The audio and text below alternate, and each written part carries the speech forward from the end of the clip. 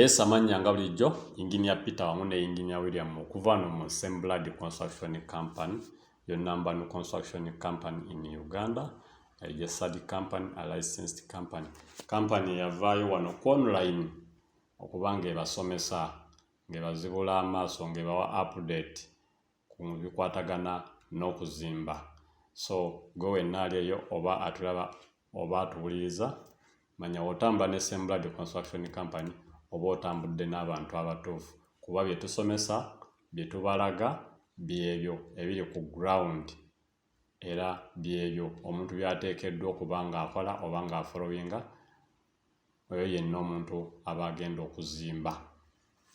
So osobola ku inbox na ku namba yaffe eyo n'ogikubako oba n'osendera ka message ku WhatsApp oba sekyo n'ojja ku offices zaffe kwatusangibwa Kajansi off Ntebe Road kilometers nga 2 oba otuukako ku offices zaffe ne tubanga tukuwa service.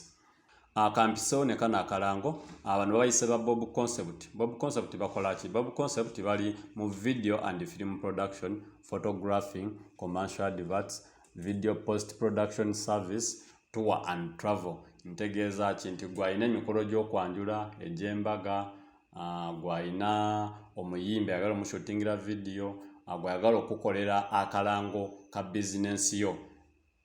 Bob Concept gwe mulimo gwe bakola eyo service bazina zonna osobola okuyita ku namba zaabwe ezo eziri ku screen noba ngoyogezeganya nabo. Yes, once again Engineer Peter wamu ne Engineer William okuva no Same Blood Construction Company ne Same Blood Media. This time around tugenda kutuwalinga ennyumba yaffe eno eya 5 bedroom tugenda girambula era nyumba eno eri katale etundibwa. This house is for sale. Gwe wenna ng'olina sente oba toyina oba ng'omanyi oyo ayagala ennyumba, you can inbox us on those numbers n'ofuna information esingako awo. Ennyumba zino tuzibaleetera ano not only for a case of okuba nti zitundibwa naye okuba nti nammwe mubaako bye mukoppako nga wekijja mu design, interior and exterior and the plan y'ennyumba eyo oyinza okuba ng'ogyagadde. So bintu bingi nnyo bye tuyigirako newankubadde oyinza okuba toyina ssente newankubadde oyinza okuba tomanyi muntu agyagala gigula naye wabaako ebintu by'olaba by'okoppako n'ogamba njagala design gye ndaba mu nnyumba eri, njagala kala gye baasiiga oba painting gye baasiiga eyo bagiyita batya, ebintu ng'ebyo n'omanya oba n'ofuna update wekijja ku nsonga z'okuzimba. Otherwise we are going to tour this house tulabe lwaki sente ze bagitaddeko zigijaamu oba zigisaana, because this house etundibwa $45,000 US dollar, that is $450,000 US dollar. So kati muza Uganda wo convertinga zibeera mu mmeka? So ennyumba eno etudde ku ttaka lya 15 decimals era nga esangibwa Munyonyo. Bamanyi Munyonyo, that is oba oyingidde ekibuga Kampala oba ng'ova Entebbe oba osobola okuba ng'otuuka e Munyonyo. So awo kitegeeza ki bwe twogera ku bitundu nga bwe bityo, those are urban areas now, kitegeeza nti anything kye batunda mu kifo ekyo kibeera kya bbeeyi kuba ettaka lyawo lirina value y'amaanyi. Remember Munyonyo eri showers, eri ku showers of Lake Victoria. So just expect like anything ekitundibwa oba on sale in that area kibeera kya bbeeyi, not because nti ekintu ekyo kyekirabika obulungi ennyo naye olw'okubeera nga wekiri wa bbeeyi, value yawo y'amaanyi. So that's why all properties eziri mu Munyonyo, Gaba or near Kampala, they are very expensive. So let's have a tour in this 5-bedroom house. Leka tulambule ffenna ng'emulaba compound yayo. It's enough to cater for the occupants ababa bagenda okuba nga bakozesa ennyumba eno.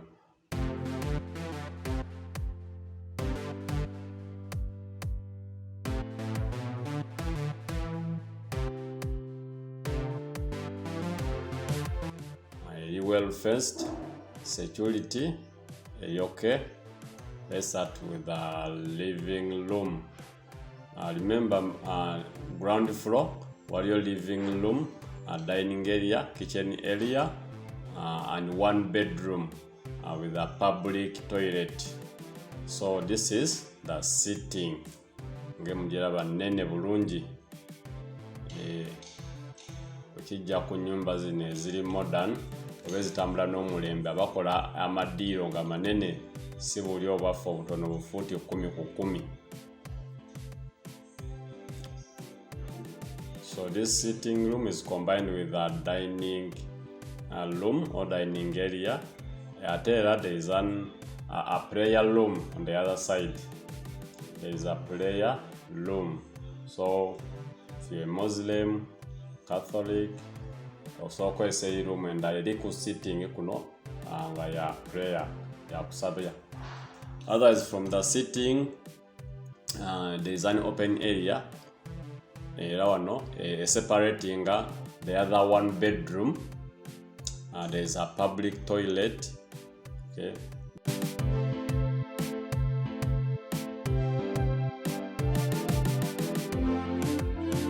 Then this side there is a kitchen. Kiri well furnished nge mukiraba. So tewali kwekwasa nti ate kiyungu kitono. Everything on this house binene katugambe. So everything on this house is big enough.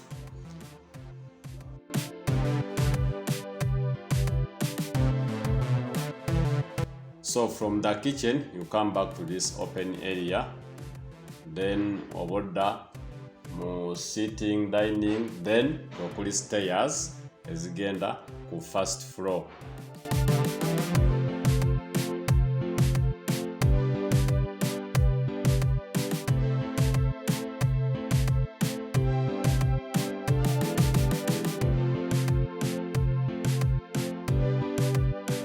Then let us go to the first floor and we will see the features on the first floor.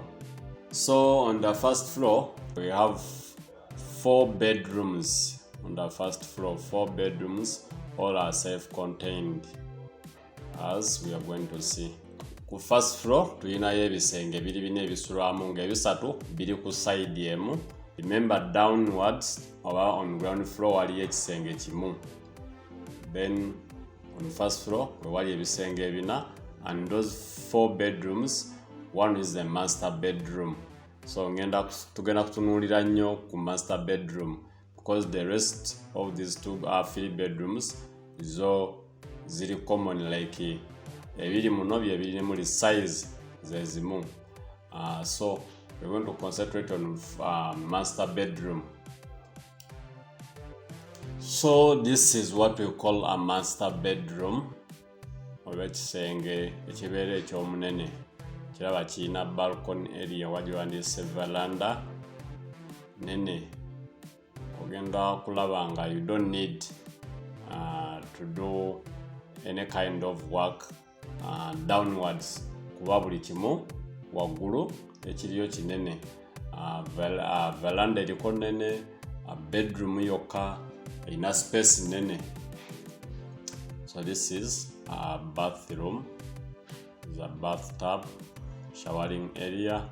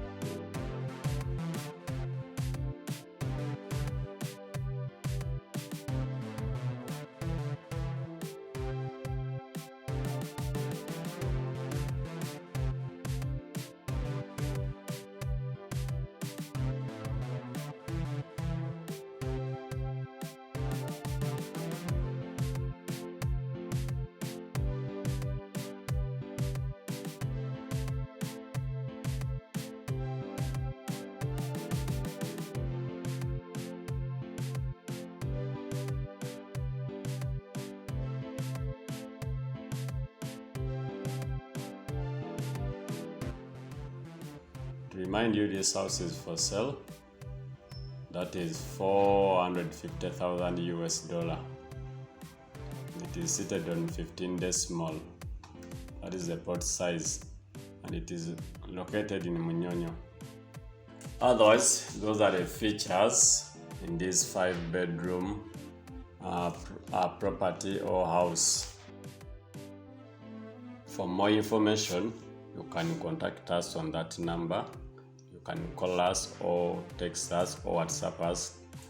We shall be answering you, or we shall be in touch.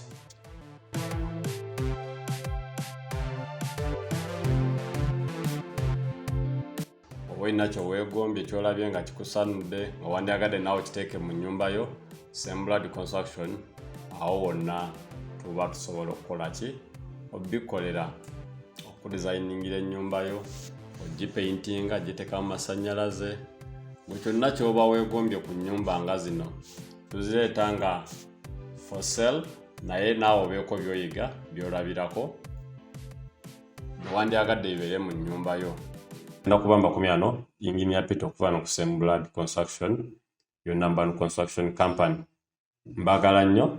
See you next time. Bye bye.